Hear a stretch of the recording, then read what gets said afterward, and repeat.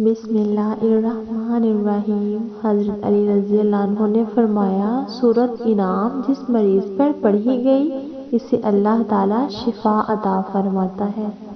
رسول اللہ صلی اللہ علیہ وآلہ وسلم نے ارشاد فرمایا، ہر دن جس میں سورج طلوع ہوتا ہے انسان کے ہر جوڑ پر صدقہ واجب ہے۔